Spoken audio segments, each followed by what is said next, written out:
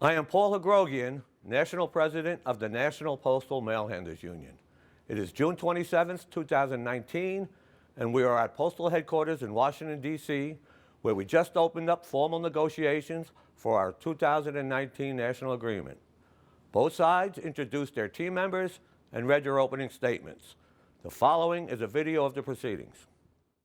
On behalf of the National Postal Mail Handlers Union, and the 44,000 mail handlers that our union represent, we are pleased to be here in the Benjamin Franklin Room to open up 2019 negotiations with the Postal Service. Although we expect a difficult round of bargaining, the NPMHU is committed to making every reasonable effort to reach an agreement that is good for our members, good for the Postal Service, and good for the American mailing public. The Postal Service certainly is facing continuing challenges, some caused by economic conditions, others by legislative actions or inactions, and still others by technological changes. When the parties previously negotiated in 2011 and in 2016, the Postal Service was seeking substantial reductions in labor costs from bargaining unit employees represented by the Mail Handlers Union, including substantial numbers of non-career employees earning less money and having fewer benefits than career employees. Some of these proposals actually were achieved by the Postal Service during these negotiations, especially from a 2013 interest arbitration award. Based on these fundamental changes in our workforce, the Postal Service has reduced its overall labor costs for mail handling activities, and many of those reductions, including a revised wage scale for future career employees, are now scheduled to continue into the future. The Postal Service also continues to downsize its complement of mail handlers, with the current number lower than in 2016 and more than 20% lower than in 2011. The return of normal growth in the American economy should mean a return to more normalized collective bargaining. At the same time, a long period of downsizing, which absent legislative reform, may have to continue in the coming years. Also should be a time for the parties to agree on a period of relatively stable labor relations without the massive disruptions and dislocations caused by the unwarranted closing of mail processing facilities, and by unnecessary subcontracting or privatization, and by unjustified projects that are created and sponsored by a postal bureaucracy that seeks to explain its own existence. The Mail Handlers Union remains deeply committed to the negotiating process.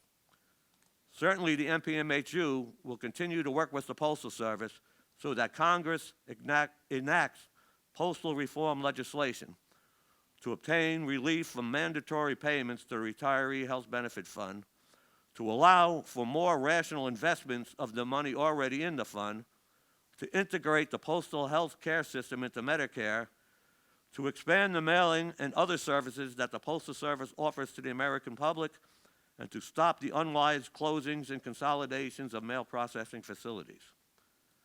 But it is at the bargaining table where most issues belong. We expect and will demand that the Postal Service engage in good faith bargaining on all the issues that are properly the subject of mutual bargaining. Today is obviously neither the time nor the place for discussing specific proposals. Not only are formal negotiations just beginning, but the Mail Handlers Union does not believe it is productive to negotiate in the public, in the newspapers, or in the halls of Congress. Nonetheless, the goals of the National Postal Mail Handlers Union in this round of bargaining can simply be stated. We seek a negotiated agreement that protects our jobs and improves our standard of living. We seek a negotiated contract that improves the status of all mail handlers, be they long-term and dedicated employees who have devoted their work lives to the Postal Service, or mail handler assistants who are our newest members and the Postal Service's future career employees. We seek a contract that minimizes the dislocation and inconvenience to mail handlers whose careers may be involuntarily disrupted by accessing or downsizing, and we seek to stop future subcontracting and return currently outsourced work to the mail handler craft.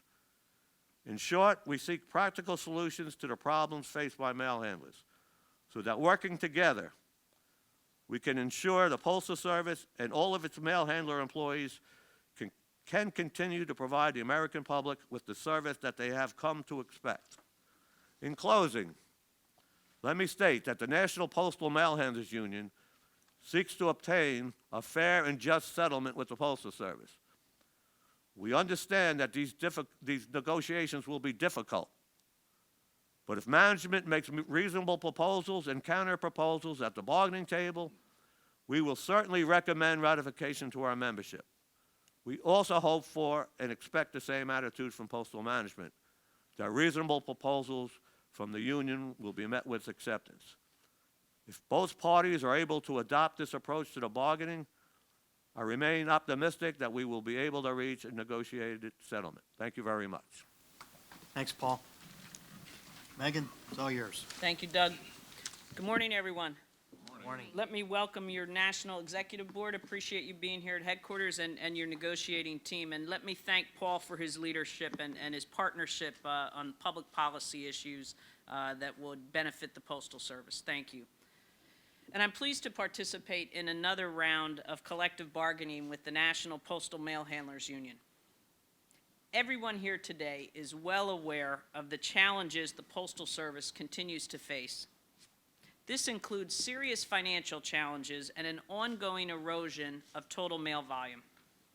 At the same time, we are adjusting to the ever more competitive package market, which requires unprecedented levels of flexibility as we strive to protect the business we have and to compete for more customers. Collective bargaining offers us the opportunity to jointly address a vital element in our ability to overcome these challenges: the manner in which we manage our cost structure and flexibility of the mail handlers' workforce in this rapidly changing and increasingly competitive environment. The decisions we will make over the coming months will impact the future success of our organization. It is beyond dispute that some portion of the responsibility for the Postal Service's financial recovery will require legislative change. However, it is also true that we have a collective responsibility to make the decisions within our control to restore the Postal Service to financial health.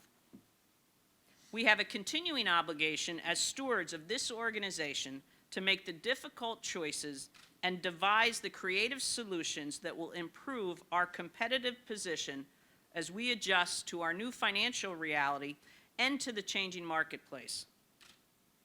I am committed to investing in the future of the Postal Service in order to create long-term opportunities for success. Customers are continually demanding flexibility in where and how they do business with us. And we will continue to invest in technology, our infrastructure, and our people, enabling us to better compete for business and to continue to provide outstanding service to the American public. As is normally the case, numerous entities will have interest in and will scrutinize our decisions relative to this round of bargaining. We should take this opportunity to partner together and achieve a negotiated agreement that is both fair to our employees and positions the organization for success moving forward. Whatever our disagreements may be, we can always agree that we share a common objective: to ensure the long-term viability of the Postal Service that serves the American people and that is also a great place to work for our employees. I'd like to thank your President, Paul. I appreciate your leadership. I'd like to thank each and every one of you and the more than 44,000 mail handlers throughout the country for their continued service and dedication to the American public and to the Postal Service. I have faith that the parties will work together to meet the challenges we continue to face. And please know that we will engage in serious and honest discussions in an effort to reach a negotiated agreement. Thank you very much. Okay, Paul, the games begin. You done? Yes, we are. Thank you, Paul. Appreciate it. Thank you. We realize that times are tough for mail handlers and the Postal Service. We understand that the Postal Service continues to experience some economic difficulties caused by a continuing drop in first-class mail volume and the continuing impact of the 2006 postal reform legislation, which has caused major paper deficits based on unjustified contributions to the Retiree Health Benefit Fund. We are also confident that your negotiating team is up to the challenge presented by this year's negotiations. Over the next 3 months, we will work tirelessly to achieve a contract that is fair and just. We ask that you support the union and work with us to achieve that goal. Thank you for watching and listening.